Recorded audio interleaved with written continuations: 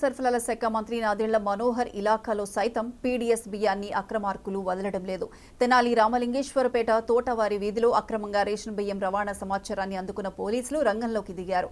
Ration కార్డుదారుల ఇంటింటికి వెళ్లి పంపిణీ చేసే వాహనం నుండి ఓ లారీలోకి పీడీఎస్ బియ్యాన్ని లోడ్ చేస్తుండడాన్ని గుర్తించిన సిఐ మల్లికార్జునరావు బృందం రేషన్ వాహనం డ్రైవర్ ప్రసాద్ వెంకటేష్ కిషోర్ను అదుపులోకి తీసుకున్నారు.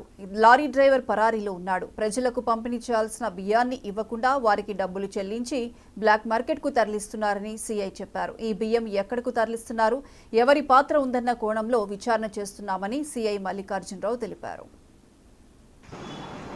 దాంతోపాటు దాన్ని రన్ చేసేటువంటి వ్యక్తి ప్రసాదం వెంకట కిషోర్ అనే అతను ఉన్నాడు.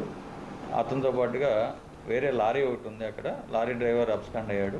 లారీలోకి ఏపీ 3090 3645 అనే అశోక్ లైలాండ్ లారీ కూడా ఉంది. అక్కడ ఆ లారీలో ఒక 58 బ్యాగ్స్ రైస్ ఉన్నాయి. అంతటా మేము కిషోర్ అనే అతన్ని క్వశ్చన్ చేయడం జరిగింది. క్వశ్చన్ చేస్తే అతను ఏం చెప్పాడంటే, ఇతను రెగ్యులర్గా వాళ్ళ ఏరియాలో గవర్నమెంట్ పీడీఎస్ రైస్ని జనాలకి ప్రొవైడ్ చేస్తూ ఉంటాడు. పీడీఎస్ రైస్ సప్లై చేసే వెహికల్లో ఇతను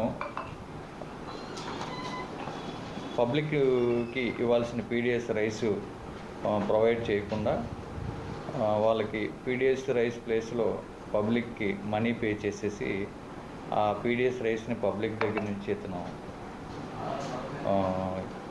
హోల్డ్ చేసి పెట్టుకుని దీన్ని బ్లాక్ మార్కెట్లో అమ్ముకుంటూ ఉంటాడు. అదే క్రమంలో ఇతను ఈ 58 బ్యాగ్స్ కూడా పబ్లిక్కి ఇవ్వాల్సినటువంటి డిస్ట్రిబ్యూట్ చేయాల్సినటువంటి ఈ రైస్ని ఇతను హోల్డ్ చేసి పెట్టుకుని పబ్లిక్కి మనీ ఇవ్వడం జరిగింది.